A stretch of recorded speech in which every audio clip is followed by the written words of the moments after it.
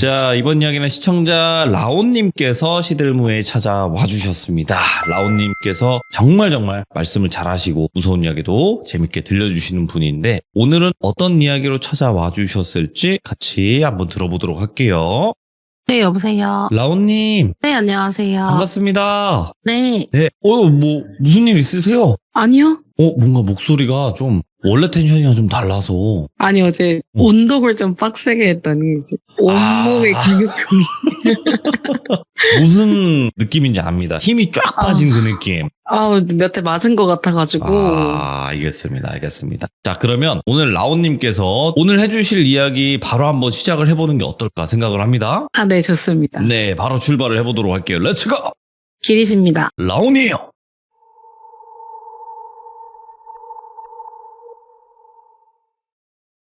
오늘은 제 얘기 중에서 저는 거의 현실적인 얘기가 많았는데 이거는 유일하게 살짝 영적인 일로 좀 있었던 일이거든요. 오, 예. 제가 대학교 졸업할 때쯤에 저희 동기들하고 여행을 갔어요. 근데 여행이 엄청 호화스러운 그런 게 아니고 살짝 산 중턱 쪽에 있는 민박집 같은 그런 곳이었는데 여기가 같이 갔던 오빠 중에 한 명이 예전에 친구들하고 근처에 뭐 어디 왔다가 우연히 여기서 자게 되면서 알았다고 하더라고요. 여기는 엄청 나이 드신 노부부 두 분께서 뭐 딱히 운영을 한다고 하기보다는 그냥 지나가던 청년들 있으면 하루 재워주시고 약간 이런 느낌의 좀 가정집 같은 느낌이었거든요. 근데 좀 낡았었고 저희가 그때 10명이서 갔어요. 남자 6명, 여자 4명 이렇게 갔고 방은 여자들이 작은 방을 쓰고 남자들이 큰 방을 쓰고 이런 식으로 해가지고 할머니가 너무 밥을 맛있게 차려주시고 하셔서 마당에 엄청 큰 평상에서 할머니 할아버지랑 같이 고기 구워 먹고 막 이렇게 놀고 있었거든요. 근데 할아버지께서 이렇게 남자아이들이 많으니까 넌지시 저 뒤에 오래된 집이 하나 있어 한번 가봐 약간 이렇게 말씀을 하시는 거예요. 근데 또 할머니는 왜 애들한테 그런 데를 가라고 해. 그런 데 가라고 하지 마요. 주책이야. 이렇게 핀잔을 주시더라고요. 그래서 친구들이 무서워요? 이렇게 물어봤더니 밤에는 엄청 무섭지. 이렇게 말씀을 하시는데 다들 술도 좀 들어가고 하다 보니까 시간이 조금 지나서 할머니 할아버지는 일찍 주무신다고 뒤에 별채 같은 데로 가시고 저희는 계속 술을 좀 더 먹고 있었는데 막 엄청 취한 사람은 없었어요. 근데 다들 갑자기 거기가 궁금해졌나 봐요. 그래서 한번 가볼까? 이랬는데 전 너무 무섭거든요, 그런 데가. 네. 그래서 나는 안 갈래 이랬어요. 그러면 10명이니까 가위바위보를 해가지고 3명만 가보자 이렇게 하게 된 거예요. 그래서 보니까 그 집에 올라가는 그 길 앞에 정자가 하나 있어서 그러면 나머지는 정자에서 놀고 있고 3명만 갔다 오자 이렇게 된 거예요. 그 처음에 말을 했던 그 오빠, 가보자 했던 그 오빠하고 2명이서 더 가게 됐는데 셋 다 남자였거든요. 네. 근데 한 명이 겁이 엄청 많은 친구였어요. 남자애들끼리 넌 진짜 남자도 아니야 할 정도로 겁이 진짜 많은 친구였는데 네. 걸린 거예요. 그래서 아이스크림을 이렇게 하나씩 물면서 그쪽 길로 올라갔어요. 약간 야트막한 언덕 같은 길을 올라갔는데 딱 가니까 꽤 큰 정자가 하나 있더라고요. 그래서 우리는 여기서 아이스크림 먹으면서 기다릴 테니까 너네 갔다 와 해서 그런 데를 또 그냥 보낼 순 없잖아요. 네. 미션을 줬죠.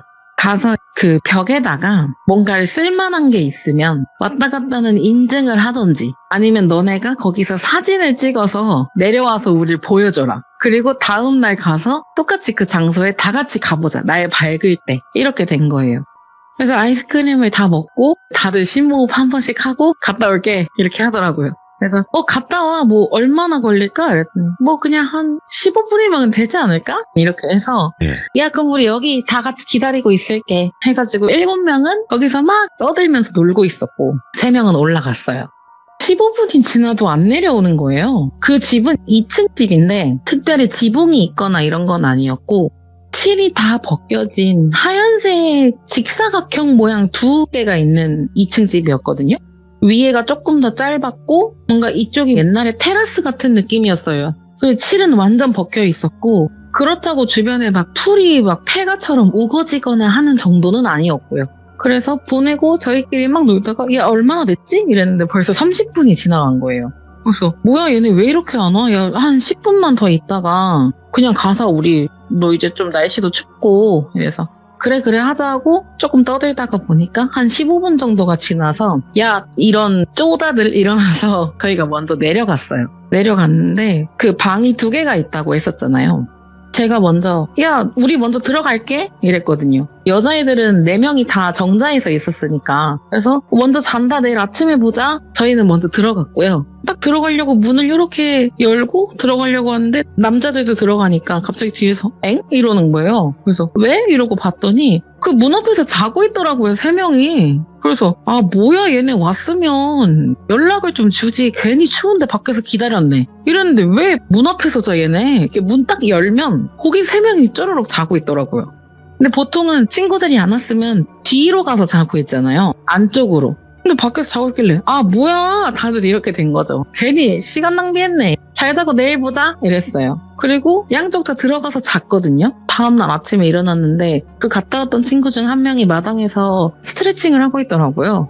제가 등을 탁 치면서 야 왔으면 연락을 했어야지 우리 어제 추웠는데 계속 기다렸잖아 이랬어요. 그랬더니 걔가 뭔 소리야 그러는 거여서 아니 오니까 너네 이미 자고 있더만 그러면 집에 다른 길이 있었다고 생각을 하니까 아 그럼 뭐 왔으면은 연락을 미리 줬었어야지 이랬더니 개소리 하지 마 이러더라고요. 그래서 너나 개소리 하지 마 이러고 할머니가 밥을 또 아침에 차려주셔서 아침을 먹으면서 저희끼리 막 그 얘기를 또 했어요. 네.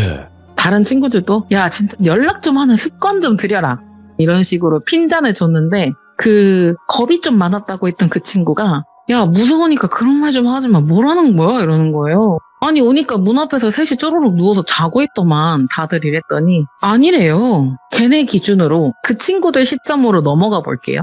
그 친구들이 얘기하기로는 저희가 딱 내려왔는데 정자에 아무도 없었대요. 그래서 뭐야 먼저 갔나? 이러고 집으로 왔는데 같이 갔던 남자애 한 명 중에 방을 헷갈려서 저희 방 문을 딱 열었는데 저희가 다 자고 있었대요. 여자애들 4명이. 쪼르륵 누워서 자고 있었고 얘네 그러면 여자애들이 먼저 내려왔나 보다 라고 생각하고 남자 방문을 여니까 또 자고 있더래요. 그래서 아 이럴 거면 카톡 하나만 남겨놓지 이러고 그냥 씻고 잤대요. 그래서 무슨 소리 하는 거냐고 야 분명히 우리 7명 모두가 너네가 자고 있는 걸 봤다. 근데 왜 우리가 자고 있다고 말을 하느냐? 말도 안 된다. 그랬더니 야 그만해 그만 이러면서 사진을 보여주더라고요. 갔다 온 사진을. 너네 사진 보여줘 이랬는데 가니까 분필 이런 것까지는 아니고 뭔가 이렇게 쓸만한 무언가가 있어서 그 2층 벽에다가 몇 월 며칠 다녀감 이런 식으로 쓴 거예요. 이름 이런 건 안 쓰고 다녀감하고 밑에 그 이니셜을 적었더라고요. A, B, C 이런 식으로. 그리고 그걸 배경으로 셋이서 셀카를 찍은 거예요. 그걸 딱 봤는데 야 이 쫄보들 결국 갔다 왔네? 이렇게 된 거죠 다들. 야 이거 가서 확인해보자. 밥 먹고 출발하기 전에 올라가서 확인해보고 가자. 이렇게 갑자기 전개가 재밌어지잖아요. 그리고 어차피 대낮이었고 사람들도 많으니까 얼른 이렇게 올라갔어요. 밥을 다 먹고 나갈 준비를 해놓고 딱 갔는데 안에가 막 엄청 스산하고 그런 느낌은 아니었거든요. 그래서 2층으로 올라갔는데 그 벽에 낙서가 없는 거예요. 그래서 야 여기 맞아? 이랬는데 애들이 여기 맞아 하고 핸드폰을 이렇게 사진을 켜가지고 대조를 했는데 거기가 맞는 것 같은 거예요. 그래서 야 근데 없잖아 그랬더니 누가 지웠나? 이러는 거예요. 야 여기 누가 지우냐고. 너네 이거 포토샵으로 썼지? 너네 이거 사진에다가 그냥 낙서한 거지? 아니래요. 절대 아니래요. 진짜 썼대요. 그래서 이상하다 이러고 사진을 계속 보고 있는데 친구 하나가 이렇게 놀라고 핸드폰을 툭 떨어뜨리더라고요. 그래서 왜? 하고 핸드폰에 다른 친구가 주웠는데 그 뭔가 뒤에 살짝 무언가의 형체가 있는 것 같은 사진이었어요. 다시 보니까. 그래서 야 뭐야 이거 뭐야 이랬는데 그 갔다 온 친구가 보더니 이거 뭐야? 이 그림자 뭐야? 이렇게 된 거예요. 네. 분명히 밤이고 어두워서 그림자도 없었을 거거든요. 왜냐면 전기가 안 들어오니까 불을 켜지도 못했고 그냥 그 핸드폰 사진 어두운 데서 찍으면 플래시 터지잖아요. 그걸로 그냥 찍은 것 같더라고요. 야 이거 뭐야? 개 무서워. 다들 이렇게 된 거예요 갑자기. 야 그냥 가자 그냥 내려가자 해서 얼른 집으로 내려와서 할머니 할아버지께 인사를 다시 드리고 그리고 이제 차를 2대에 나눠서 탔기 때문에 차를 타고 내려왔는데 저희 차에 먼저 가자고 했던 오빠가 뒤에 타고 있었어요. 근데 오빠가 갑자기 상태가 안 좋아 보이는 거예요. 뭔가 아파 보여서 오빠 괜찮아? 그랬어요. 그랬더니 야 괜찮아 이러는 거예요. 그 말을 하고 있던 중에 누군가가 야 근데 저런 데 갔다 오면 3군데 들렸다 집에 가야 되는데 이런 말을 한 거예요. 3군데? 야 갈 수 있지. 우선 휴게소 갔다가 뭐 편의점도 갔다가 문을 다른 데를 3번을 넘어서 가야 된다 뭐 이런 말을 하더라고요.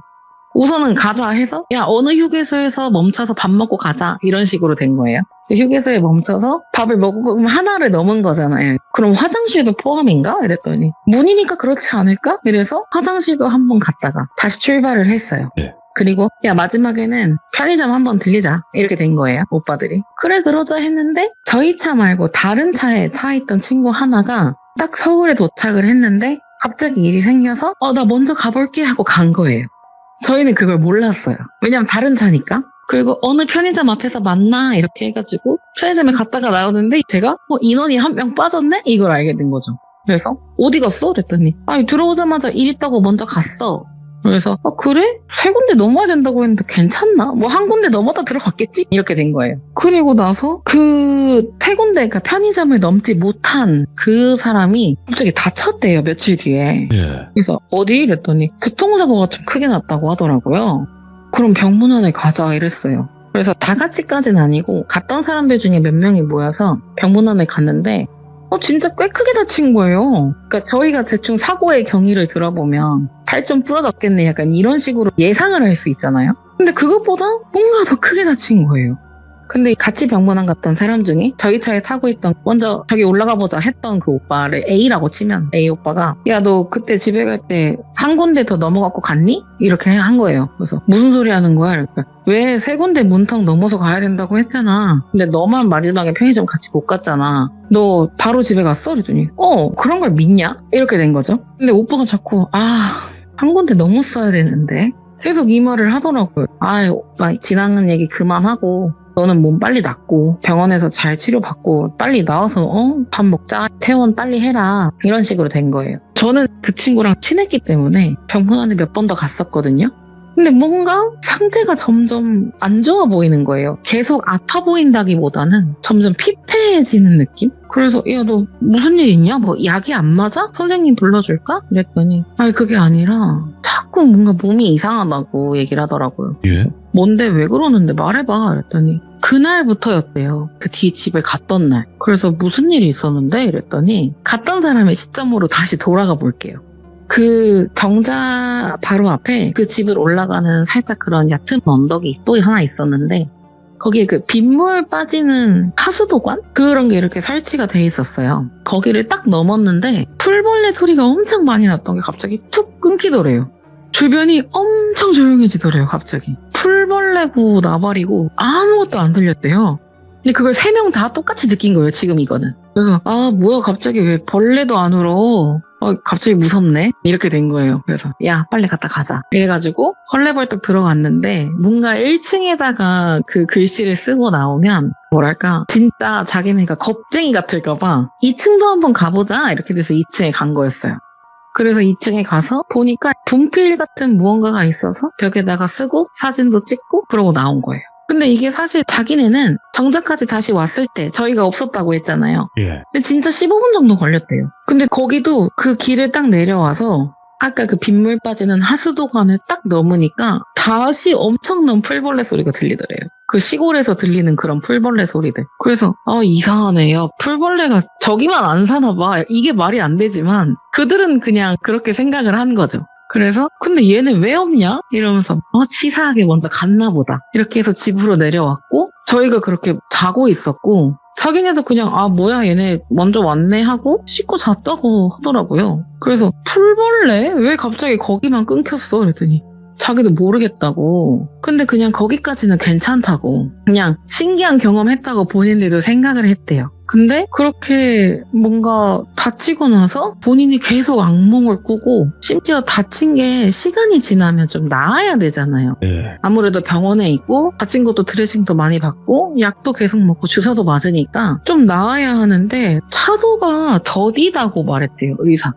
왜 이렇게 잘 안 낫지? 이런 식으로 하고 친구도 하루하루 막 다크서클도 많이 내려오고 이러니까 병원에서도 이런 사람을 처음 본 거죠. 이런 환자를. 단순 교통사고인데. 그래서 좀 이상하다고 했지만 친구가 그냥 퇴원을 하겠다. 이렇게 얘기를 해서 그냥 퇴원을 좀 금방 했거든요. 그렇게. 병원에서는 조금 말렸다고 하더라고요. 조금 더 상황을 보자. 이렇게. 친구는 나 내 발로 걸을 수 있고 팔만 좀 못 쓰는 것 뿐이지 괜찮다. 퇴원하겠습니다 해가지고 퇴원을 하고 집으로 돌아왔는데 예. 뭔가 집으로 온 순간부터 기분이 또 묘하더래요. 그날 입었던 옷에서 약간 악취가 나는 것 같고 그런 이상한 느낌? 그런 게 나는데 얘가 교통사고 난 지 얼마 안 됐잖아요. 왼팔에 다친 거라서 출근도 해야 하고 하니까 그냥 운전을 이렇게 하고 가는데 교통사고로 나온 지 하루 만에 또 사고가 난 거예요. 물론 엄청 큰 사고는 아니었고 경미한 접촉사고였는데 어쨌든 이 사람은 사고가 나서 퇴원했는데 또 사고가 난 거잖아요. 그러니까 좀 찝찝하기도 하고 집에 왔는데도 자꾸 악몽을 꾸고 이런 식으로 해서 같이 갔던 사람들한테 단톡방에서 막 그 얘기를 했더니 먼저 가자고 했던 그 오빠가 너 좀 뭔가 이상한 것 같다. 뭐에 씌인 거 아니냐. 너 그날 그거 문 하나 안 넘은 거 난 너무 좀 약간 찝찝하다. 너도 같이 넘었어야 됐는데 아이 뭐 그런 거 가지고 그러냐고. 그냥 내가 요즘 몸이 좀 안 좋은가 봐. 이랬는데 그거 또 그냥 다른 주제로 막 넘기면서 또 넘어가게 됐어요. 그 얘기가. 그리고 얼마 안 있다가 친구가 연락이 안 되기 시작하는 거예요. 이게 뭐 하는데 왜 연락이 안 돼? 하고 가보니까 집에서 거의 쓰러져 있다시피 누워있더라고요. 그래서 그 같이 가자고 했던 오빠 그리고 그 겁쟁이 남자애 저하고 또 다른 사람까지 4명이서 갔거든요. 근데 그 같이 가자고 했던 오빠가 딱 보자마자 이 새끼 이상한데? 이래서 바로 데리고 근처에 그냥 무당집으로 바로 가버렸어요. 뭔가 그 오빠는 계속 거기 한 군데 안 갔던 거 이상한데? 이게 계속 기억에 그날부터 남았었나 봐요. 그래서 바로 막 데리고 갔더니 거기가 이제 또 예약을 받아서 보통 이렇게 상담을 하시는 곳이었나 봐요. 딱 갔는데 그 제자분이라고 하나요? 그 무당 말고 제자분 계시잖아요. 그분이 나오셔서 저희 오늘 예약 더 이상 안 된다고 시간이 없다 이렇게 하게 된 거예요. 근데 제발 한 번만 봐달라고 제 친구 좀 이상하다 한 번만 봐달라 이렇게 막 밖에서 큰 소리가 나니까 그 무당분이 밖으로 나오셨어요. 딱 보더니 들어와 이렇게 하시더라고요. 그래서 냅다 없고 얼른 들어가서 눕혀놨죠. 뭐 앉을 수가 없으니까 정신은 있었거든요. 그래서 했더니 그분이 친구를 이렇게 한참 뚫어져라 보시더니 어디 갔다 왔어? 이렇게 물어보시는 거예요. 그래서 뭐 이제 설명을 막 했죠. 얼마 전에 여행을 갔는데 그 뒤에 좀 무서운 집이 있다고 해서 갔는데 그 이후에 애가 좀 이상하다. 많이 다치고 낫지도 않고 이상한 꿈도 꾼다고 하고 조금 이상한 것 같다 이렇게 말했더니 왜 이제 왔냐고. 그동안 더 많이 다칠 수 있었는데 이 정도만 된 게 다행인 거라고 그렇게 하시면서 뭐 어떻게 생겼는지를 물어보셨대요. 그래서 막 설명을 해드리고 그 안에서 찍은 사진 있죠. 그거를 보여드린 거예요. 안에서 사진 찍었다고 했는데 거기 이니셜을 적었었다 했잖아요. 뭐 A, B, C 이런 식으로. 만약에 뭐 돌비라고 치면 D, B 이걸 다 적은 게 아니고 앞에 D 이렇게만 적었거든요. 이름에 한 글자만. 보더니 얘가 이 이니셜 중에 어떤 거냐 이렇게 물어보셔서 B다 이렇게 말을 한 거예요. 하더니 저희가 뒤에 약간 일렁일렁 거리는 것 같은 그림자 같은 게 있었다고 설명을 드렸었잖아요. 아까. 그걸 모든 사람이 봤고 10명이 다. 근데 여기 그림자 같은 게 있었다고 했더니 아니 아무것도 안 보인다고. 그냥 너네하고 글씨만 있는데? 이렇게 했는데 그분이 혹시 이거 사진 누구 핸드폰으로 찍었냐 했는데 그게 그 다친 사람 핸드폰으로 찍은 거였거든요. 네. 그래서 그거를 같이 갔던 3명이서 공유를 한 거죠. 카톡으로. 찍은 사람 핸드폰은 그 다친 애였던 거예요. 그래서 그러면은 이거는 개인적인 의견이겠지만 그 그림자가 얘한테 들어간 것 같다 이렇게 말씀을 하시면서 누구든지 자기네 영역에 그렇게 막 침범하는 거 좋아하지 않지 않느냐 같은 거였을 거라고. 그 집에도 분명 그 집을 지키고 있던 뭐 귀신이든 신이든 무언가가 있었을 텐데 자기 집에 와가지고 벽에 낙서하고 사진 찍어가고 이러면 누가 좋아하겠냐고. 산 사람이든 죽은 사람이든 싫어할 거라고. 근데 그걸 갖고 낄낄거리면서 사진도 웃으면서 사진을 찍었거든요. 그렇게 사진도 찍고 하니까 그 영가 입장에서는 매우 기분이 나빴을 거라고. 그래서 아마 그 사진을 찍은 그 친구한테 들어간 것 같다 이렇게 말을 하면서 그냥 비방이지만 부적을 써주겠다. 몸에 항상 지니게 해라. 괜찮을 거다 하고 괜찮아지면 얘가 자기 발로 다시 걸을 수 있게 될 때가 오면 다시 데리고 오라고 하셨대요. 예약 이런 거 안 해도 되니까 그냥 오라고. 그래서 우선은 조금 정신을 차린 걔를 데리고 다시 집으로 왔는데 집 안에 못 들어가겠다고 난리를 피는 거예요. 그래서 그러면은 우리 집으로 가자 하고 그 처음에 말했던 A 오빠네 집으로 둘이 같이 가게 돼요. 근데 무섭잖아요. 둘 다 거길 갔다 왔는데. 그래서 괜찮겠어요? 이랬더니 어차피 나한테는 지금 아무 일도 없는데 안 괜찮을 게 뭐 있냐. 우선 얘가 여기 들어가기 무섭다고 하니까 우선 데리고 가겠다 해서 그 A 오빠네 집으로 둘이 가요. 한 3일 정도를 있었는데 3일 동안은 밤에 막 꿈꾸다가 소리 지르면서 일어나고 원래 그 친구가 잠꼬대가 별로 없는 친구예요. 되게 똑바로 누워서 하면 똑바로 누워서 깨는 그런 친구였거든요. 근데 엄청 뒤척거리고 무슨 몽유병 걸린 사람 마냥 막 화장실 문 계속 열었다가 닫았다가 열었다가 닫았다가 냉장고도 열어서 뭐 음식도 먹고 뭐 이랬다는 거예요. 오빠가 너무 무섭겠다 그랬더니 그래도 그냥 감수해야지 이렇게 말을 하더라고요. 나도 같이 갔던 책임이 있는데 이렇게 해서 한 3일 정도 지나니까 갑자기 그 아이의 얼굴이 환하게 돌아오더니 아, 형, 나 너무 개운해. 그러니까 이런 식으로 말을 했대요. 일어나자마자. 그래서 또 괜찮아? 그랬더니 나 진짜 어제 너무 잘 잤다고. 꿈도 안 꾸고 엄청 잘 잤대요. 그래서 야, 그래 그러면 너 오늘 나랑 어디 좀 가자. 이렇게 해서 그분이 그랬잖아요. 두 발로 걸을 수 있을 때가 되면 다시 데리고 오라고. 그래가지고 다시 거기에 막 가는데 어디 가는 건데? 아니 우선 나랑 갈 데가 있어 이러면서 그냥 데리고 갔대요. 근데 거기 딱 그 법당이라고 하나 무당분들이 그 점 보시는 그 공간 거기를 딱 들어가니까 갑자기 눈이 확 바뀌면서 그냥 털썩 주저앉더래요. 분명히 여기까지 막 콧노래 부르고 차에서 막 노래 따라 부르고 춤추면서 왔던 애가 털썩 주저앉더래요. 그 무당분이 뭔가 기가 약해진 것 같다고 그동안 무슨 일 있었냐 물어봐서 다시 한번 얘기를 했더니 기가 좀 많이 빠진 것 같긴 하네. 뭐 그때만큼 그렇게까지 힘들어 보이지도 않고 아마 오늘 아침에는 좋은 척 했을 거라고. 물론 그 영가가 몸에서 뭔가를 시켰겠지만 뭔가 그냥 3일 정도 지나면 사람들이 조금씩 잊어가잖아요. 모든 일이든. 그러니까 이 A도 그 일에 대해서 잊어갈 줄 알고 괜찮은 척을 했을 거라고. 이 사람의 의지는 아니었을 거라고. 그래서 잘했다고. 데려온 거. 깜빡하지 않고 데려온 거 너무 잘했다고. 만약에 이 사람이 진짜 괜찮아 보여서 데리고 오지 않았으면 그때는 진짜 더 큰 일이 났을 수도 있을 것 같다. 잘 기억했다. 이렇게 해서 뭐 나가 있으라고 하고 뭐 이렇게 하더니 애가 꽤 괜찮아져서 나왔대요. 이건 진짜 괜찮아진 거 맞냐 물어봤더니 괜찮다고 그러면서 그 친구한테 여기 들어갔다가 다시 나와보라 이렇게까지 말을 하시는데 얘가 그냥 멀쩡하게 들어갔다가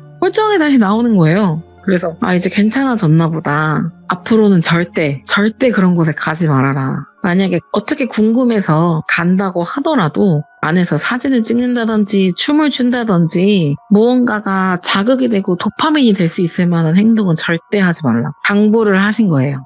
그래서 그렇게 또 몇 년의 시간이 지났어요. 그냥 뭐 둘 다 아무렇지도 않았고 둘 다 아무 일도 없었고요. 그러다가 갑자기 아까 귀신에 씌었던 그 친구가 갑자기 또 살짝 싸나워지는 일이 생겼대요.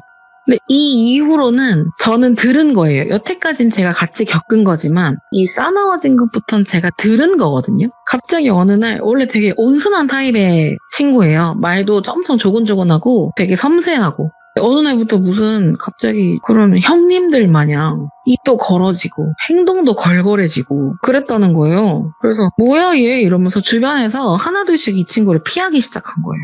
모든 친구들이 다 그런 타입들이 아니었기 때문에 더 그렇게 막 공격적으로 행동하는 그 친구를 낯설어 했던 것 같다고 하더라고요. 그러다가 이 오빠도 무슨 일이 있어 바빠서 못 만나다가 오랜만에 걔를 만났는데 완전히 머리 스타일, 뭐 옷 입는 거, 인상부터 다 바뀌어 있으니까 야, 너 갑자기 왜 이렇게 거칠어졌냐? 너 예전에 너 같지 않다? 이렇게 했더니 평소 같으면 아이 형 무슨 말이에요? 약간 이렇게 말할 애가 예전에 저는 뭐였는데요? 이러면서 약간 시비를 걸기 시작한 거예요. 오빠가 야, 너 이상해. 너 좀 이상해졌어 많이. 그때 이후로 괜찮아진 거 아니었냐? 아니 그때가 뭔데 이러면서 반말을 하면서 엄청 공격적으로 막 뭐냐고 이런 식으로까지 했대요. 밖에서. 그러니까 음식점에 있다가 야야 나가자 이래가지고 우선은 근처 공원으로 데리고 나와서 얘기를 하는데 도대체 무슨 일이 있었던 거냐고 너한테. 너 뭐 어둠의 세계라도 들어간 거야? 아니면 너 주변에 막 나쁜 친구들 만나고 다녔어? 야 너 아니랬잖아. 이러지 말고 무슨 일이 있거나 고민이 있으면 나한테 얘기해라. 형이 들어줄게. 이렇게 했는데 고민 그딴 거 없고 형이고 나발이고 다 필요 없다고. 그냥 꺼지라고 인생에서. 이런 식으로까지 말을 했대요. 오빠는 당황하긴 했지만 얘 주변에서 모든 친구들이 다 떠난 걸 알고 있기 때문에 뭔가 자기라도 떠나면 얘를 잡아줄 만한 그런 게 없었다고 생각을 한 것 같아요. 야, 형은 절대 너 안 버리니까 힘들면 형한테 와. 돈 필요해도 형한테 와. 이런 식으로 뭔가 문제가 될 만한 것들을 회유하면서 그렇게 지냈는데 그 친구가 여자친구가 있었거든요. 여자친구도 저희랑 다 친했어요. 워낙 친한 친구들이다 보니까. 그 여자친구 애가 이 A 오빠한테 오빠 요즘 얘 너무 이상하다고 이렇게 말을 한 거예요. 둘은 거의 그 당시에 한 7, 8년 정도 만났었거든요. 그러니까 저희가 놀러 갔을 때도 둘은 사귀고 있었어요. 그러니까 오빠 요즘 얘 좀 이상하다고 행동도 너무 과격해지고 자꾸 지나가다가 왜 어깨 살짝 부딪히면 죄송합니다 하고 그냥 지나가잖아요, 일반적으로는. 근데 그런 것도 못 참고 청소년도 아니고 성인들이 담배 피고 있으면 가가지고 담배 피지 말라고 뭐 어린 놈의 새끼 약간 이렇게까지 말하면서 온 사람들한테 시비를 걸고 다니게 된 거예요. 그래서 좀 이상한데 오빠가 잘 좀 봐주면 안 되냐. 그래서 나도 얼마 전에 봤는데 좀 이상한 것 같긴 하더라. 내가 몇 번 더 만나볼게 걱정하지 마. 이렇게 된 거죠. 그리고 진짜 만날 때마다 오히려 더 과격해지면 과격해졌지 이 원래 성격대로 돌아오질 않더래요. 아이고, 예. 그래서 오빠가 너무 이상하니까 저번에 갔었던 무당분 거기에 전화를 건 거예요. 좀 애가 이상하다고 말을 하려고 했는데 그분이 나 이제 안 해. 나 이제 거기서 일 안 해나 접었어. 나도 이제 빨도 다 떨어지고 나 이제 안 하니까 나한테 전화 좀 하고 다른 잘하는 애들 찾아가. 이렇게 말씀을 하셨대요. 선생님 진짜 너무 이상하다고. 그 뒤로 몇 년을 잘 살던 애가 갑자기 저렇게 변했는데 저희 입장에선 이상하지 않겠냐. 저 친구의 상황을 제일 잘 아는 사람은 선생님 뿐이라서 저희가 이렇게 염치불구하고 전화하게 됐다. 근데 나는 관여 안 하고 싶어. 이렇게 말씀을 하셨대요. 그게 무슨 뜻이냐고.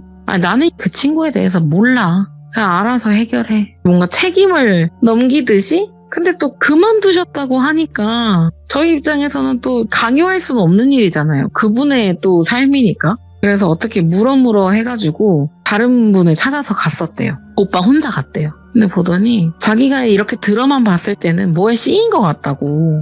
아직까지도 뭔가 씌여있는 것 같으니까 한번 데리고 와봐라. 근데 혼자 오게 해라. 이렇게 말을 하셨다 하더라고요. 그래서 그럼 어떻게 설득을 하지 해서 어느 날 만나서 너 혹시 내가 아는 무당집에 좀 가볼래? 이렇게 했더니 갑자기 얼굴에 화색이 돌면서 형 가볼래? 이랬다는 거예요. 그 친구의 바뀐 성격 같았으면 내가 그런데 왜 가? 네가 뭔데 나한테 신경 써? 이랬어야 됐는데 갑자기 방긋 웃으면서 가볼래 형 재밌겠다 막 이렇게 얘기를 했대요. 뭐야, 예. 그래서 야, 너 좀 진짜 이상해. 나는 재밌으라고 가라는 게 아니고 너 진짜 이상해서 가라고 하는 거라고. 내가 알아본 데 있으니까 여기로 한번 가봐. 이렇게 말을 했대요. 알겠어 형. 언제로 예약했어? 내가 딱 시간 맞춰서 갈게. 그래서 다행이다 싶어서 그래 뭐 언제 몇 시에 예약했으니까 가서 얘기 잘 나누고 말씀 잘 듣고 그러고 와. 이렇게 했다는 거예요. 형 고마워 막 이러고 헤어졌대요. 그래서 오빠 입장에선 뭐야 저 미친놈은 약간 이렇게 되잖아요. 우선은 그 아이 여자친구한테 얘기를 해서 그렇게 해서 갔다 오라고 했다. 근데 애가 되게 방긋 웃으면서 간다고 하니까 너무 걱정하지 마. 그래서 오빠 너무 감사합니다 이렇게 되고 또 평화롭게 끝난 거예요. 그리고 거기로 예약했던 그 당일날 오빠가 전화해서 확인을 했대요. 야, 너 오늘 약속 있지 않았지? 형, 나 벌써 가고 있어. 걱정하지 마. 나 운전 내가 해서 가고 있으니까 너무 걱정하지 마. 그래서 그래? 그러면 다행이고 가서 어떻게 잘 얘기해보고 그러고 좀 속에 있는 것도 좀 풀고 그러고 와. 형 진짜 너무너무 고마워. 나 진짜 너무 설레. 이렇게 얘기했더니 근데 무당집 가는데 설레하는 사람이 어디 있어요 세상에. 나 너무 설레 너무 고마워. 이래서 갔대요. 가서 한 몇 시간 연락이 안 되길래 얘기 잘 하고 있나 보다. 뭐 특별히 걱정 안 해도 되겠네 이렇게 하고 오빠는 그냥 일을 한 거예요. 오빠는 그때 식당을 하고 있었어가지고 막 일을 하고 있는데 제가 그 식당에 찾아가게 돼요. 그래서 오빠 바빠? 그랬는데 나 좀 바쁜데 왜? 오빠 빨리 가자. 어디 좀 가야 돼. 이렇게 된 거예요. 왜? 이랬더니 그 친구가 사망을 했어요. 교통사고가 나서. 갔다가 돌아오는 길에 그 소식을 이제 여자친구 통해서 제가 먼저 들었고 제가 얼른 오빠한테 가가지고 오빠 빨리 가자고. 그래서 얼른 오빠를 데리고 장례식장에 갔는데 그때 그 친구 혼자 방문했던 그 무당분의 제자분? 보살님이라고 하나? 그분이 와 계셨대요, 거기 먼저. 근데 되게 하나도 안 다친 멀끔한 모습이셨대요. 괜찮으시냐고, 아유, 사고 났다 그래서 너무 놀랐다고. 그랬더니 그분이 이 오빠한테 그 사람이 와가지고 한 2시간 정도 계속 대화를 했대요, 무당분하고. 그랬더니 되게 해맑은 얼굴로 나오면서, 아, 너무 감사합니다. 제가 덕분에 마음이 너무 편해졌어요. 이러면서 나왔대요.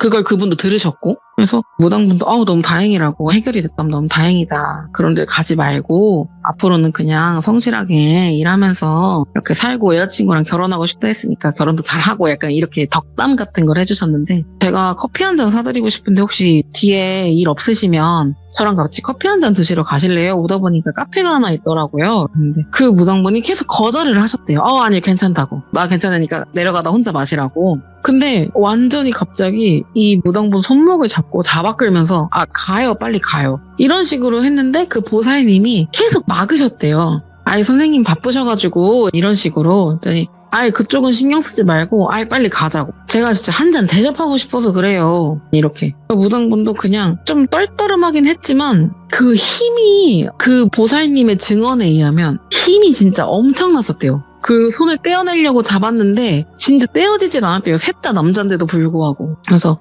빨리 가자고. 가서 커피 한 잔 마시고 제가 모셔다 드릴게요. 이렇게 말을 한 거예요. 그분이 알았다고, 그럼 커피 한잔 하고 오자 해서 차에 출발을 하셨는데, 차에 딱 타서 운전을 하면서 여기 밑에 인테리어가 되게 예쁘더라고요 이러면서 그런 스몰 토크를 하면서 막 가고 있었고, 그 무당분도 그냥 뭐 그렇게 가셨겠죠? 근데 보살님이 좀 불안해서 차를 타고 따라가신 거예요, 뒤에서. 그래서 그냥 뭐 되게 평범한 친구들끼리 온 것 같은 분위기처럼 갔었나 봐요. 근데 갑자기 차가 급발진을 시작하더니 완전 부앙 이렇게 가가지고 앞에 전신주 거기다가 쾅 하고 박았대요. 그래서 두 분 다 친구랑 그 박수무당 분까지 돌아가신 거예요. 그러니까 그 보살님이 그 뒤에서 목격을 하셨는데, 본인은 우선 다친 게 없으니 신고를 했고, 그렇게 해서 둘 다 어쨌든 현장에서 거의 즉사 상태여가지고 병원으로 이송을 했고, 그 무당분은 조금 정신이 돌아오는 듯 했다가 병원에 이송 오셔가지고 돌아가셨다고 하더라고요. 그리고 그 친구는 아예 현장에서 그냥 즉사를 해버렸고, 그래서 그제서야 보니까 그 빈소 옆에 그 무당분 빈소가 있더라고요. 그래서 이렇게 쓱 제가 보고 저분인가 싶었죠. 그랬더니 그 보살님이 끝까지 안 가겠다고 버틴 사람을 데려가는 거면 사실상 저 친구가 데려가려고 했었던 것 같다고. 뭔가 자기가 언뜻 얘기하는 걸 듣기로는 되게 막 울면서 얘기했다가 웃으면서 얘기했다가 자기 속에 있는 걸 다 얘기하고 자기 앞으로 어떻게 할 건지도 이렇게 얘기를 했던 사람이라서 별 생각을 안 하셨대요, 사실. 근데 그때 같이 가자고 손목을 잡은 순간부터 진짜 눈깔이 돌아 있었대요. 이렇게 말씀하셨어요. 눈깔이 돌았다고. 그래서 끝까지 안 가겠다고 하신 분을 저렇게 끝까지 데려간 거 보면 본인은 어차피 죽을 걸 대충 눈치채고 있었고, 뭔가 그냥 친구 하나 데려가려고 했던 게 아닌가 싶다. 만약에 다른 분, 친구분 중에 다른 분이 누군가가 같이 왔다면 그분이 그렇게 재물이 됐을 수도 있다. 이렇게 말씀을 하셨어요. 저희는 완전 얘기를 듣고 벙 쪘고, 이 친구가 또 부모님이 아버지만 계셔가지고, 아버지가 상주로 계시니까 저희는 또 걱정되니까 친구들이 자주 들렸거든요, 빈소에. 근데 무당분도 주변 지인분들이 오실 거 아니에요, 조문을 하러. 근데 아무래도 그분 직업이 그쪽이다 보니까 무속인분들이 많이 오실 거 아니에요. 근데 오시면서 이 친구 빈소를 엄청 째려보고 가세요. 진짜 무슨 저게 진짜 살기인가 싶을 정도로 친구 빈소를 막 엄청 때려보고 침도 뱉고 가시고 막 그랬다고 하더라고요. 저는 그날 이후로 그 빈소에 안 갔었는데, 갔던 친구들 말에 의하면 가래침 뱉고 가시고 뭐 막 죽일 놈이라고 막 이렇게 욕도 하고 가시고 엄청 째려보고 가시고, 한 분은 그냥 들어와가지고 기도하는 것처럼 향 올리시고 뭐 이렇게 하셨는데, 가까이서 들어보니까 약간 그런 저주의 말 같은 거라고 하더라고요. 뭐 사후세계에 가서도 성치 않게 지내라 그랬다고 하더라고요. 이야, 근데 진짜 그런 데 함부로 가면 안 돼요, 애초에. 그쵸. 그 할머니 말을 몰라. 들었어야 되는데. 뭐가 걸릴지 모르는 거예요, 진짜 갔다가. 맞아요. 오늘 라온님께서 어쨌든 좀 비극적인 결말의 이야기였잖아요, 이것도. 그쵸. 네, 근데 다시 한번 느끼게 되는 것은, 우리가 뭐 흉가 가건 어디 백업무를 가건 갔다 와서 뭐 전혀 문제가 없는 경우도 많아요. 근데 갔다가 맞아요. 이렇게 되는 경우도 있기 때문에 가지 말라는 거거든요. 그쵸. 사실 술만 좀 덜 마셨다면 안 네. 갔을 수도 있을 것 같기는 해요. 근데 또 술이 들어갔고 네. 뒤에 재밌는 거 있다고 할아버지가 이렇게 막 하시고 하니까 다들 그냥 그런 마음에 아마 한번 가봤는데 그런 비극적인 일이 나오지 않았나 싶네요. 알겠습니다. 아이고, 오늘 라온님께서 이야기 들려주셔서 다시 한번 너무너무 감사드리고 앞으로 또 무서운 라온님의 이야기 들려주시기 바라겠습니다. 감사합니다. 네, 감사합니다. 네, 고맙습니다.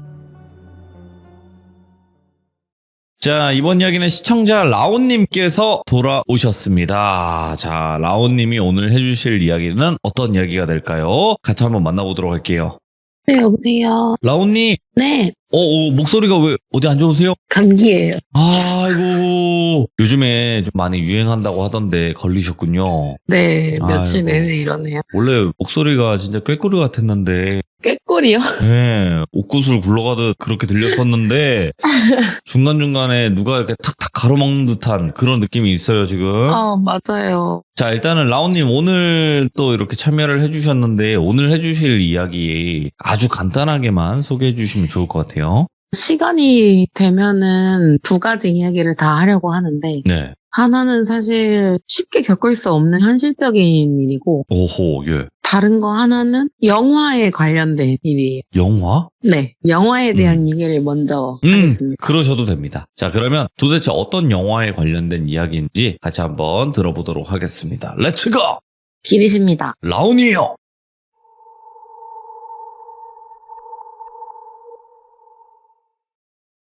몇 년 전에 혹시 개봉했던 영화 중에 혹시 곤지암이라는 영화 알고 계시나요? 알죠, 알죠. 사실 곤지암 영화가 곤지암 정신병원에 유튜브 BJ랑 그 BJ가 구독자 중에 몇 명을 데리고 거기를 실제로 가서 심령현상 같은 거를 보는 그런 영화인데 사실 곤지암 정신병원은 그 전에도 워낙 유명했잖아요. 그런 그럼요. 심령 스팟 같은 걸로. 근데 그 영화가 개봉했을 때는 곤지암 정신병원이 있었다고 알고 있었고 대신에 거기를 출입은 하지를 못해서 그 영화 자체를 부산에 있는 어느 정신병원에서 찍었다고 제가 알고 있는데 친구가 이제 해준 얘기인데 그 곤지암 정신병원 그런 심령 스팟이라고 한창 유행하고 그랬을 때 그 친구의 아는 두 커플이 그 곤지암 정신병원에 가보겠다고 했나 봐요. 그래서 이 친구가 좀 말렸대요. 뭐 하러 가냐? 가지 마라 했더니 아니 뭐 잠도 안 오고 심심하기도 하고 우리 지금 그 근처에 놀러와 있었대요. 그래서 한번 가보려고 이렇게 하면서 출발을 했대요. 차를 타고. 그래서 A 커플, B 커플이라고 할게요. 그 A 커플 남자애가 운전을 하고 여자애가 조수석에 앉아있고 B 커플이 뒤에 타가지고 4명이서 출발을 한 거예요. 예. 근데 곤지암 정신병원이 다들 아시겠지만 입구가 아예 다 막혀있대요. 못 들어가게. 그치만 그걸 목적으로 간 애들한테는 그게 중요하진 않았을 거 아니에요? 개구멍도 있고, 여러 가지 네, 있겠죠. 맞아요. 그런 개구멍이 있다는 얘기를 들어가지고 막 찾아서 개구멍을 찾아가지고 근처에 차를 주차를 해놓고 그 개구멍으로 들어가게 된 거예요.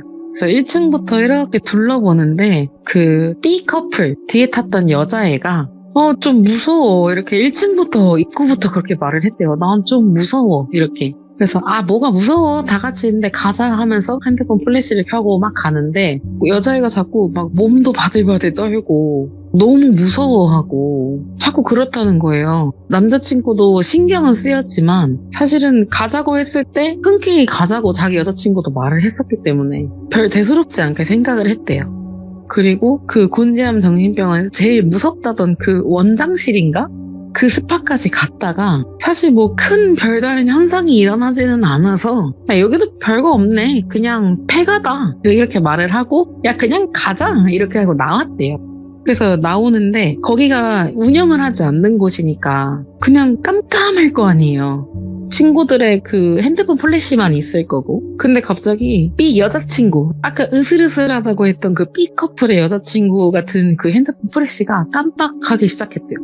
이렇게 깜빡깜빡. 근데 핸드폰을 다 써보신 분들은 당연히 아시겠지만 그 플래시 버튼을 꾹 눌러야만 플래시가 켜졌다가 다시 꺼지잖아요. 그냥 단순히 터치로만은 꺼지지가 않아요. 근데 얘가 지금 막 추워가지고 이 핸드폰도 달달 떨 정도로 떨고 있는 애가 그 플래시를 꾹 눌렀을 수가 없어요. 그치만 자꾸 그게 깜빡깜빡 거리니까 다른 사람들도 다들 오 신기해 이렇게 된 거예요.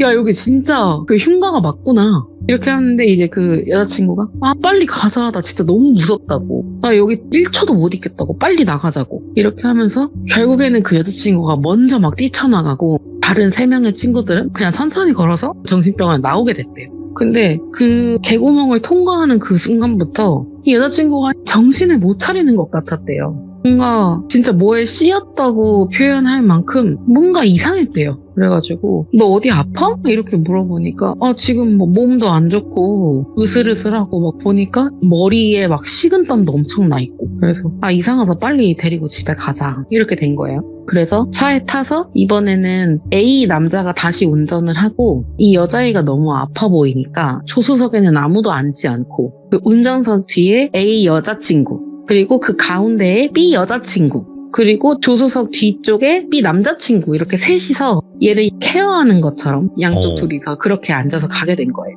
근데 애가 너무 추워하지만 답답하다고 그랬대요. 이 차가 지금 너무 답답하다고 창문 좀 열어달라고. 그래서 창문을 이제 열고 달리는데 진짜 점점 분명히 그 병원에서는 계속 벗어나고 있는데 이 친구의 몸 상태는 점점 안 좋아지고 있는 거예요.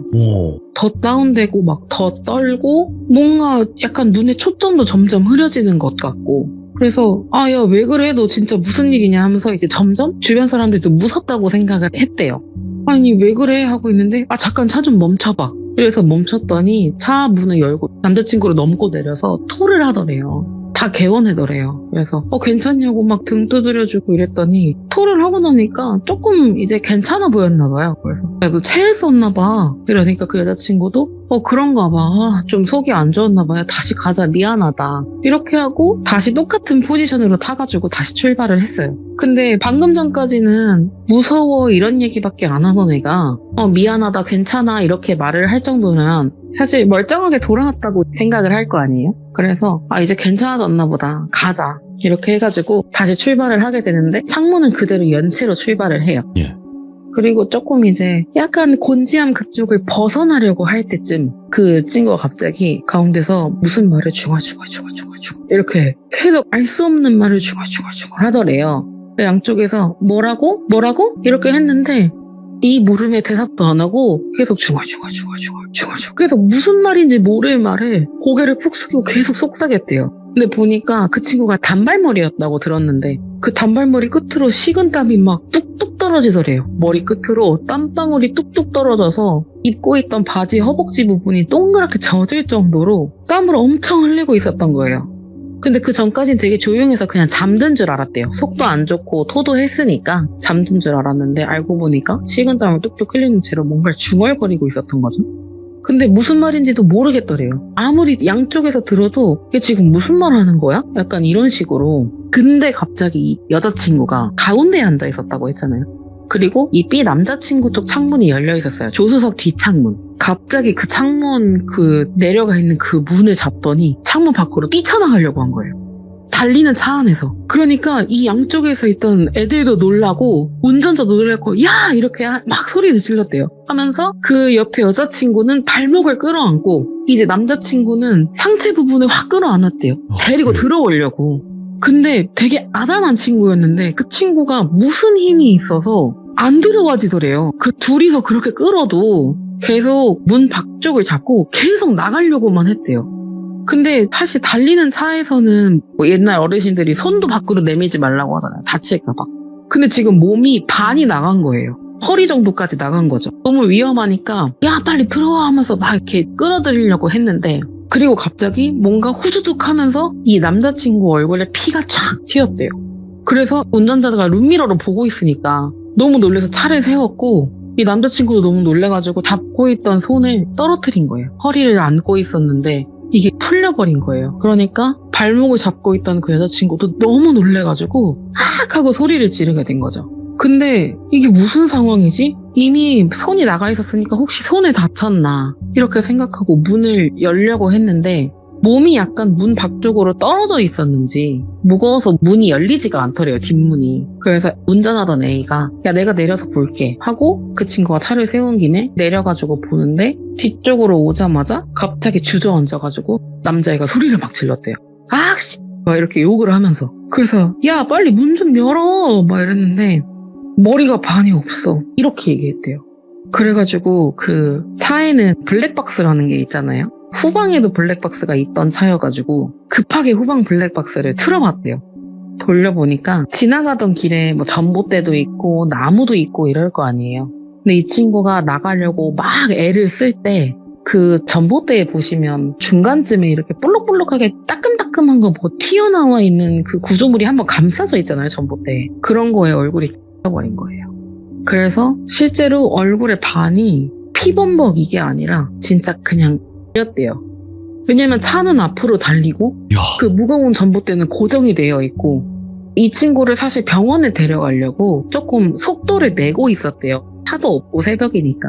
근데 그 빠른 속도에 그 무거운 전봇대 거기에 이제 이 친구는 나가려고 안간힘을 쓰고 안에선 당기려고 하니까 그런 뭐 힘 때문에 얼굴이 그 뾰족한 데에 완전 반이 걸려버린 거죠. 왼쪽 얼굴이. 그래서 우선은 수습을 해야 하잖아요, 이거를. 근데 무섭지만 이 친구의 몸을 어떻게 친구들이 잘 받아서 밖으로 꺼내가지고 우선은 차에 다시 눕혔대요. 왜냐면 죽었는지 안 죽었는지 확인도 하고 싶고 어떻게 된 건지. 그래서 보니까 숨은 붙어 있더래요. 피가 많이 나도. 그래서 야 빨리 근처 병원으로 가자. 이래가지고 얼른 근처 병원으로 달리는데 그렇게 달리다 보면 그 병원 십자가, 초록색 십자가가 저 앞에 보이잖아요. 그래서 내비 켤 뭐 정신도 없이 야 저기 병원 있다. 야 5분이면 될 것 같아. 애 몸 좀 따뜻하게 해줘. 피를 많이 흘렸잖아. 이런 식으로 운전자가 그나마 침착하게 하고 가려고 막 갔는데 분명히 5분 정도만 가면 있는 것 같았는데 5분에 달려도 5분 정도 거리에 있고 5분을 달려도 또 5분 정도 거리에 있고 근데 이 친구는 계속 살아있었대요.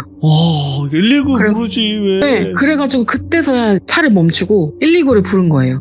여기 지금 도로 한복판인데 어딘지 모르겠다. 근데 지금 친구가 얼굴이 걸렸다고 빨리 좀 와달라고 살아는 있다. 이렇게 하니까 알겠다고 빨리 출동하겠다고 하고 정말 꽤 빠른 시간 안에 생각보다 빠른 시간 안에 119가 온 거예요.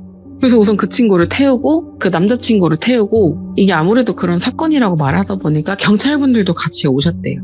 그래서 그 자리에서 어떻게 된 건지 그런 경위를 다 말씀을 드린 다음에 우선 A 커플은 먼저 귀가를 했대요. 그리고 남자친구는 같이 병원에 간 상태였는데 여자친구가 얼굴이 반이 걸렸잖아요. 사실상 병원에 가서 들어보니까 한쪽 눈도 다시 잘 보이기 어려운 그런 상태였다고 하더라고요. 눈부터 사선으로 볼 쪽이 걸려버린 거예요. 그래서 남자친구가 제발 사람만 달라고 옆에서 막 기도를 하고 있었는데 갑자기 그 여자친구가 뭐 돌비야 이러면서 이름을 부르더래요. 엄청 작게. 그래서 괜찮아? 하고 얼른 귀를 입에다 갖다 댔대요. 그랬더니 갑자기 나 할 말이 있는데 말해봐 뭔데 나 다 들어줄 테니까 말해봐 이렇게 하니까 너는 그런데 가지 마 하고 갑자기 그 심박수 체크하던 그게 삐 하고 소리가 나더래요. 그렇게 갑자기 한순간 여자친구를 보내버린 거죠.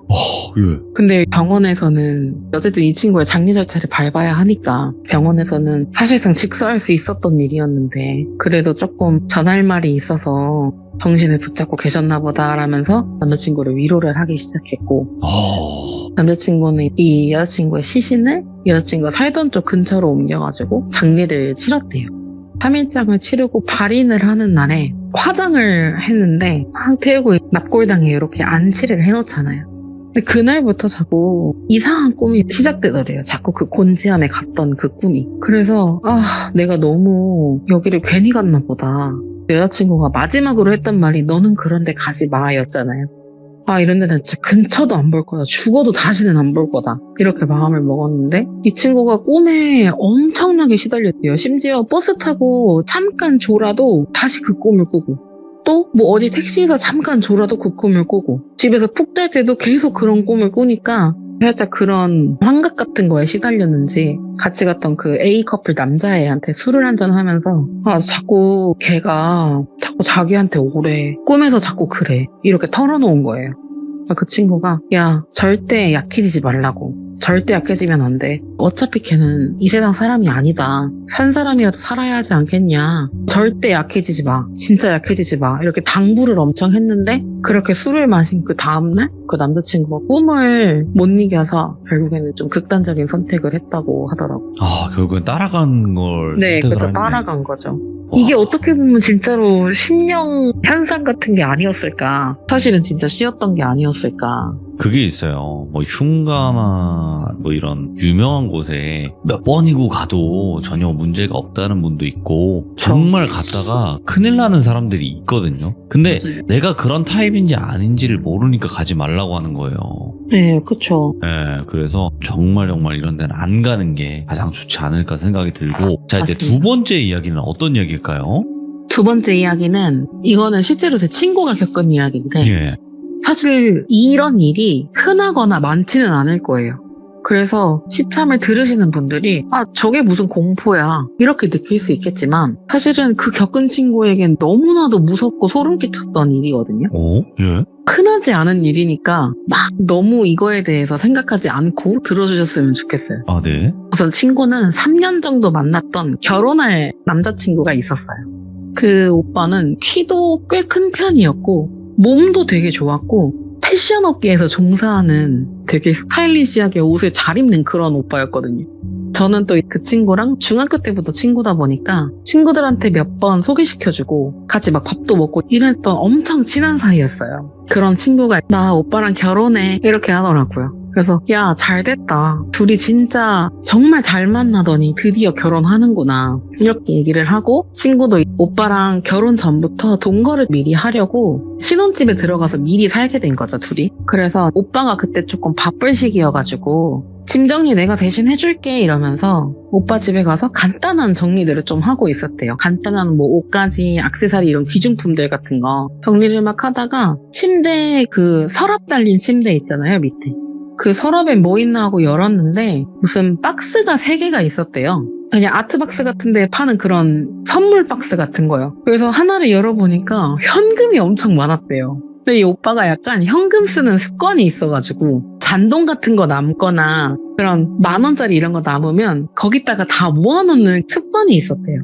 그래가지고 근데 꽤 많이 모았네? 이러면서 예전에 오빠가 야 현금 이거 나중에 은행 가서 바꿔서 우리 신행 갈 때 같이 보태 쓰자 이런 말을 한 적이 있어가지고 아 이거 근데 쏠쏠하겠는데? 이렇게 생각을 했고 두 번째 박스를 열어보니까 본인이 줬던 사귈 때 처음 주거나 했던 러브레터 그런 편지들이나 같이 찍었던 사진들 뭐 이런 추억들이 담긴 상자였대요. 그래서 좀 츤데레 같은 사람이었는데 꽤나 다정한 면이 있었네 이렇게 생각을 했고 세 번째 상자를 딱 열었는데 그 서류 봉투 같은 게 나왔대요. 그래서 보니까 병원 이름이 적힌 서류 봉투여서 둘이 결혼하기 전에 건강 상태 같은 거 체크를 좀 하잖아요. 그래가지고 이거 건강검진 그건가 보다 그렇게 생각하고 열어봤대요. 그 안에 있는 걸 꺼내서 봤는데 뭐 수술했었던 그런 기록 증명서? 이런 수술 확인서? 이런 것도 있었고 보니까 서류 봉투 2개 중에 하나는 건강검진이었고 하나는 왜 수술 같은 거 하면 저희 보험 청구하잖아요. 거기서 받았던 그 보험 청구하려고 떼어놨던 서류들 이런 거여서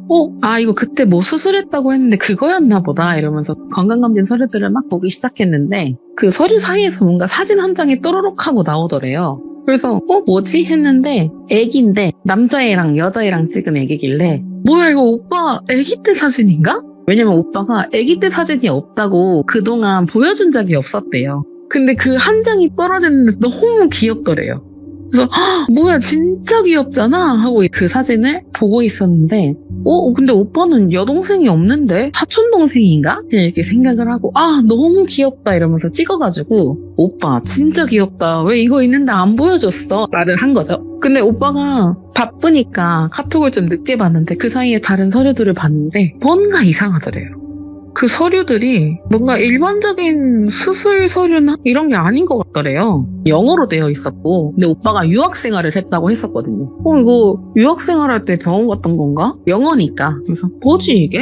이러면서 넘기다가 계속 서류를 한 장 한 장 넘기는데 이 쎄함이 어떤 건지 알아버린 거예요. 그게 뭐였냐면 과거 사진 같은 그런 거였는데 오빠가 여자였던 거죠. 트랜스젠더였던 거예요. 근데 사실 이 얘기까지 들으면 3년 정도는 사귀었는데 왜 이걸 몰라? 이렇게 생각할 거 아니에요. 사실 연인이라면 당연히 그런 관계도 했을 거고 그래서 저도 그랬어요. 야 근데 넌 바보니? 그걸 몰랐니? 이렇게 저도 오죽하면 답답해서 그랬는데 알고 보니까 오빠가 어차피 자기는 난임이라 자기는 어렸을 때부터 난임이어서 아기를 못 갖는다고 했고 그로 인해서 성욕도 별로 없다고 말을 했대요. 친구도 또 이게 성욕이 많은 편의 친구는 아니어서 아 그래? 그럼 괜찮아 나는 뭐 관계 안 해도 돼. 대신에 우리 정서적으로 정말 감정으로 사랑을 나누자 이렇게 약속을 한 거예요. 아, 근데 그런 경우도 있어. 맞아. 그쵸? 당연히 있죠. 예. 그래서 사실상 정말 둘이 정서적인 교감은 엄청났는데 관계는 안 했던 거죠. 근데 이걸 굳이 친구들한테 말할 필요까지는 없으니까 저희는 당연히 모르고 있었던 거고 그래서 이 서류를 보고 손이 막 너무 벌벌벌 떨려서 우선은 집에서 나왔대요. 우선은 집에서 나와가지고 어머니한테 전화를 한 거예요. 어머니 잘 지내시죠? 그러면서 아니 오빠 집 정리 좀 해주려고 집에 왔는데 그래서 그럼 나도 갈게 이렇게 해서 아니요 저 근데 지금 일이 좀 생겨가지고 나가고 있는데 어머니 혹시 오빠한테 여동생이 있었어요? 이렇게 물어본 거예요. 어머니가 아니 없는데 형 하나 있잖아. 형만 있어요. 그러니까 그래요? 그래서 왜?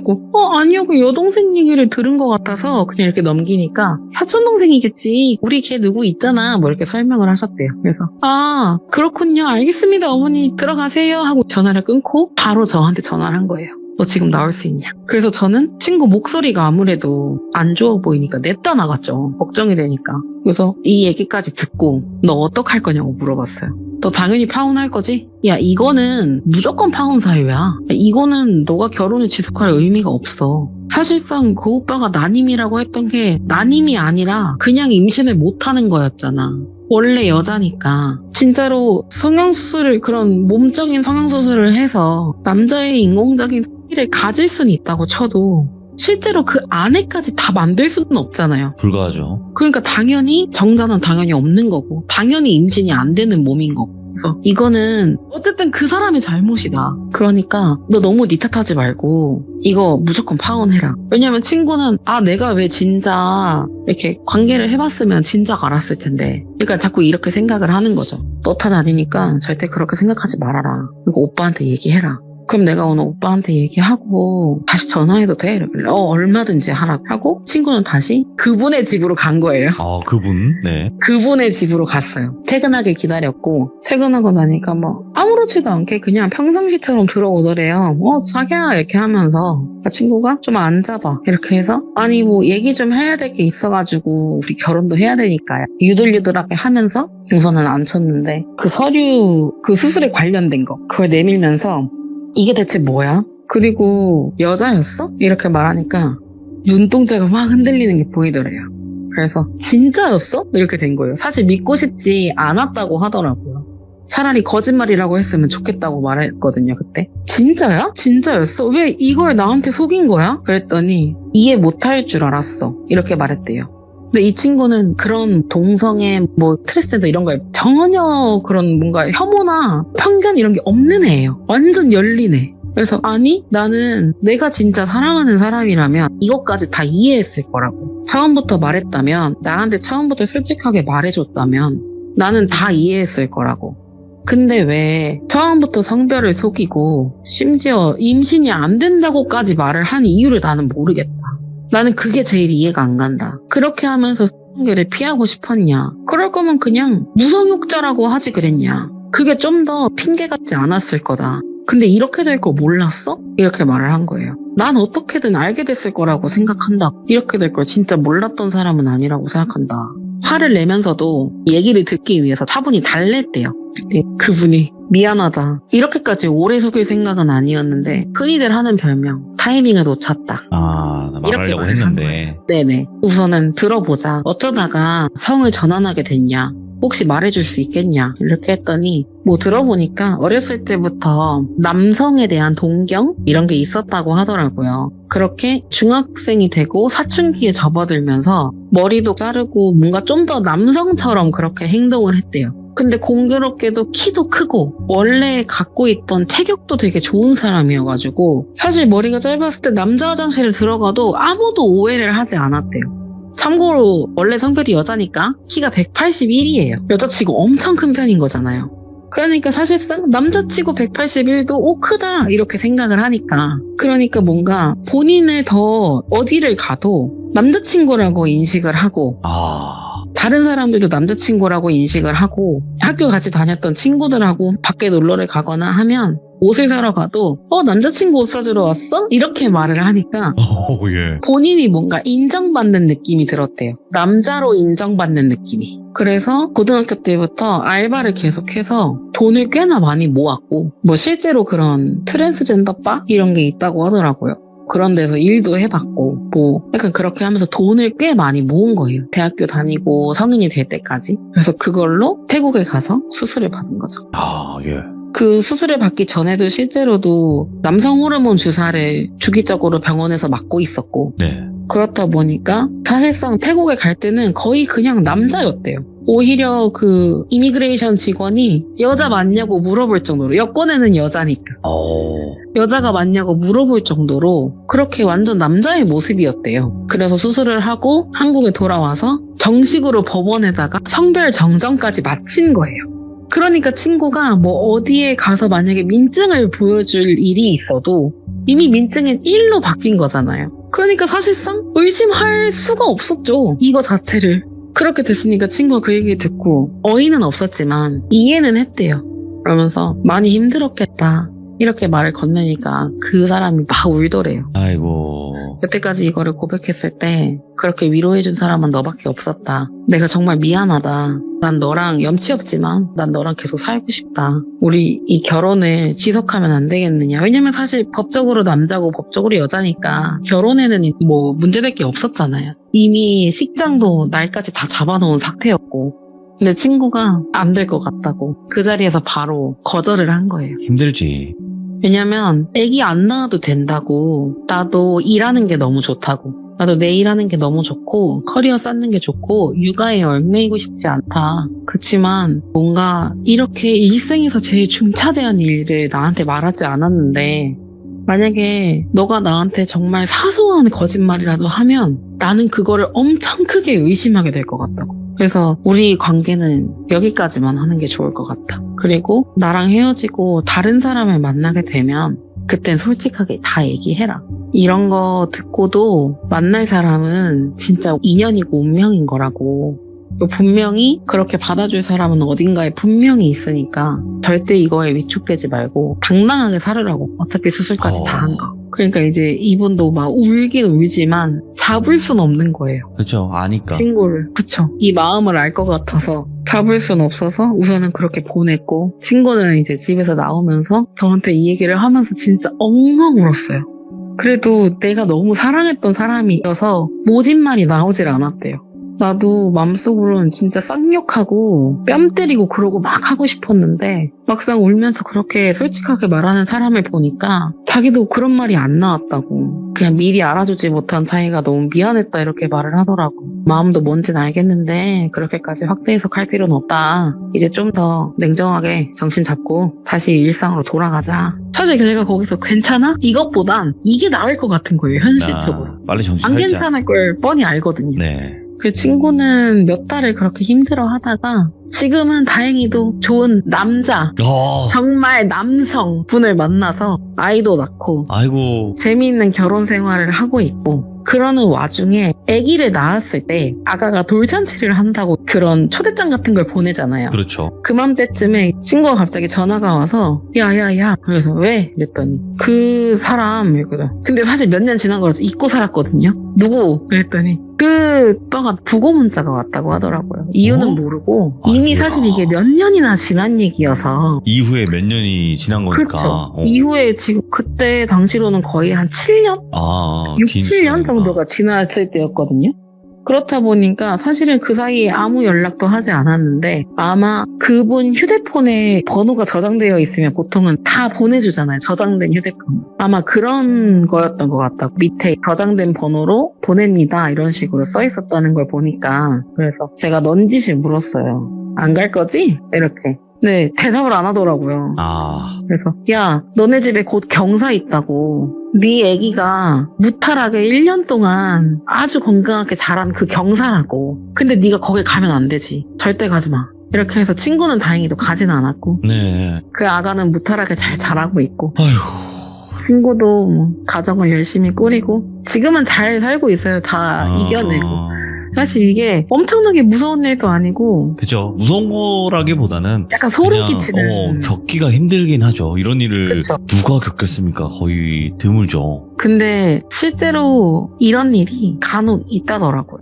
있을 수 있습니다. 맞아요. 간혹가다 뭐 어쨌든 남자에서 여자가 된 분도 여자에서 남자가 된 분도 계실 테니까 네.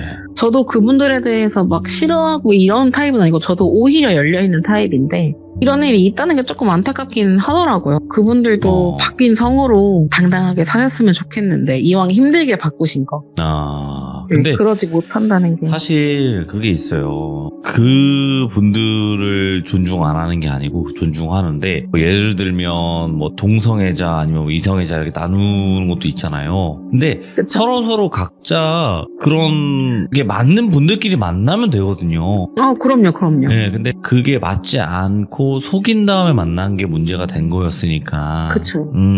그리고 뭐 그 돌아가신 분은 부디 다음 생에는 자기의 그 맞는 성과 같이 또 태어나셨으면 좋겠네요, 저는. 네. 네, 저도 그렇게 생각했습니다. 자, 오늘 라온님 두 가지 이야기 너무너무 말씀 잘해주셨고, 처음에야 이제 좀 목이, 좀 아프신 것 같다 느꼈는데, 지금 좀 돌아오셨어요. 이게 말을 또 하다 보니까 그러게요. 꾀꼬리까지는 아니어도 꾀꼬리고 조금- 구슬이 굴러가더라고요. 그래서 아유, 앞으로도 건강관리 잘 하시길 바라겠습니다. 오늘 이야기 너무 잘 들었습니다. 네, 감사합니다. 네.